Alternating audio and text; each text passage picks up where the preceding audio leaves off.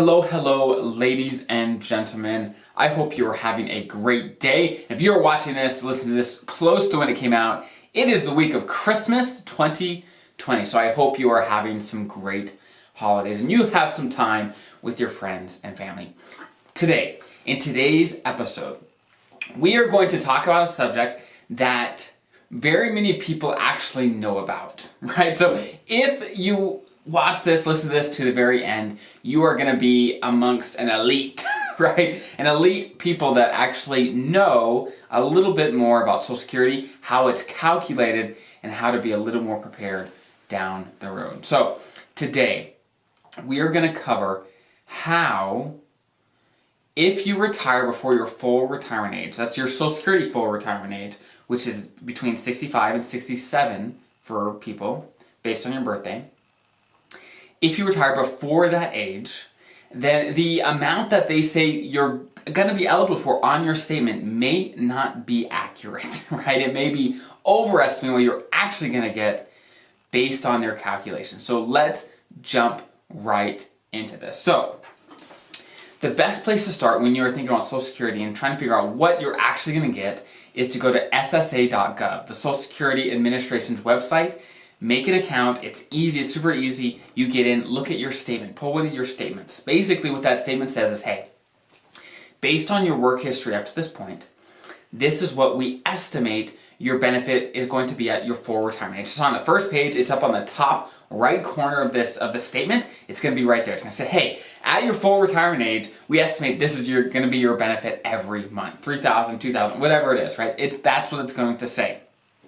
Now, this is where the issues come up. If you read down on page 2 of your statement, and if you read my article on this, I have an example of what it actually says.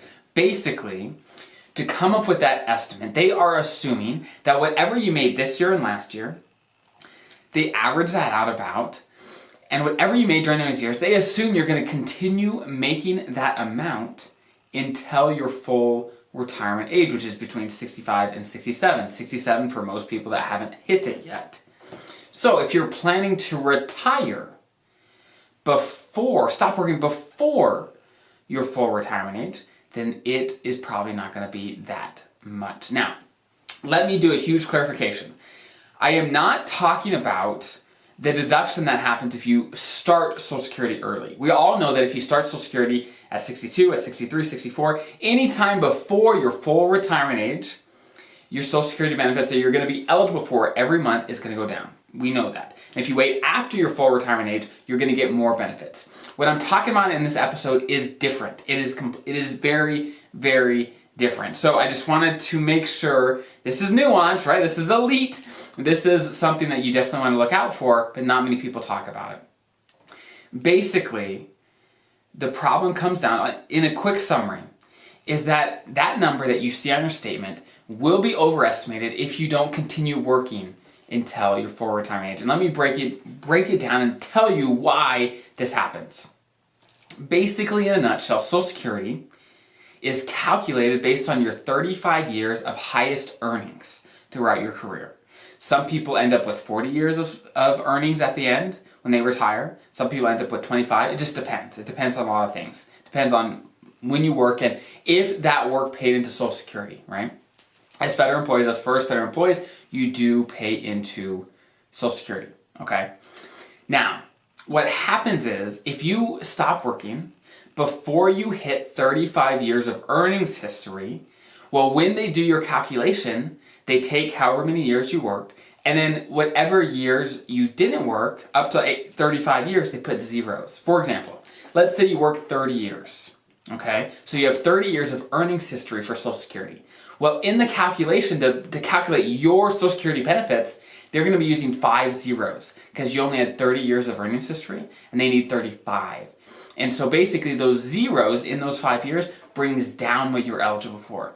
So basically what happens is when they estimate your benefits on your statement, they're estimating that you continue working all the way up until 67 or your full retirement age.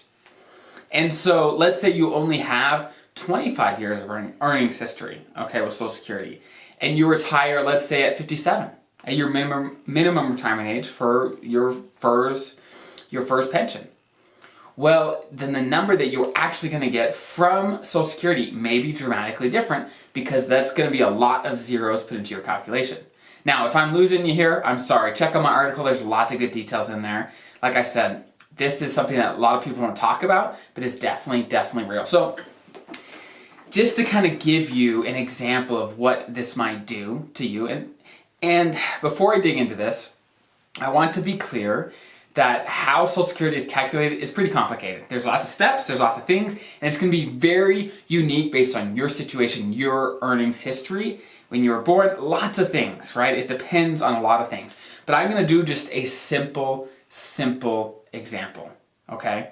Where, just to give you an idea of what might the reduction look like, right? And this is not a reduction meaning you're eligible for something, then you're not.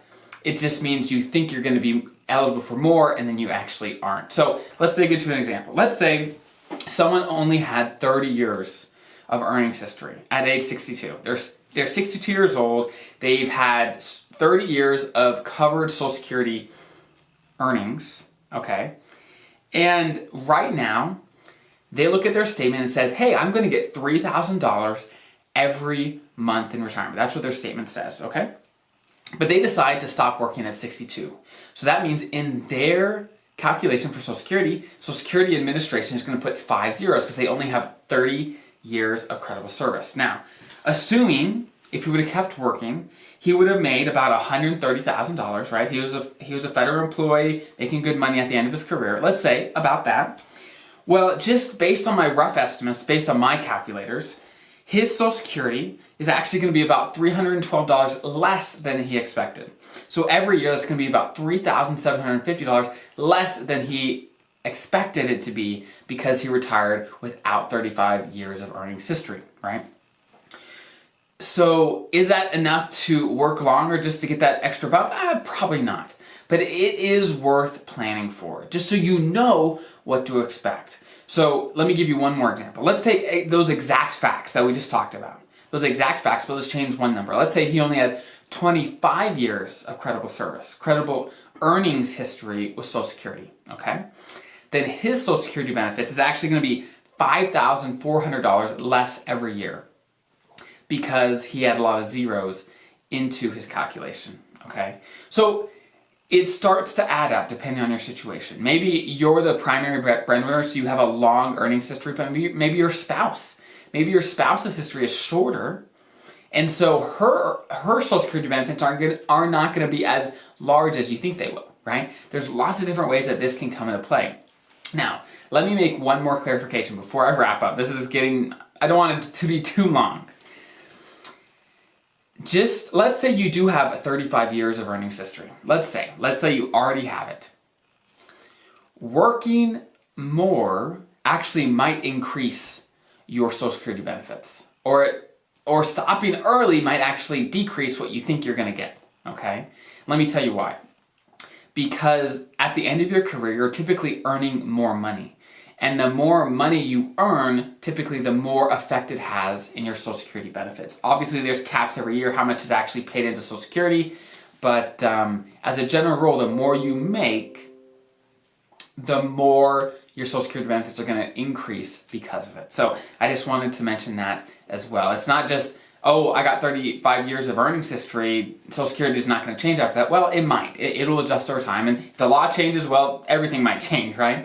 But I wanted just to mention this to give my listeners, to give my viewers an idea of, okay, if I retire early, my Social Security may not be exactly what I think it'll be. It might be close, but it won't be exactly, right? And I wish I could really walk you through the calculations of this, but it would take a 40-minute video. It would take a long time to kind of walk you through, and it'd be complicated. And so my hope is not to walk you through every single little detail of the tax code on how this works out in the Social Security Administration, all these things. Not to give you every single detail because that would take a long time and may not be worth your time. But my goal here is to give you the information that is pertinent to you, to say, hey, if you retire early, it may be a little lower. So plan on maybe a little less, okay? Whatever that means for you. Again, I don't know what that means for you because your earnings history is going to be different. Just know that it might affect you. So hopefully that was helpful. I hope you guys have a great rest of your Christmas week, like I said, and I will see you next time.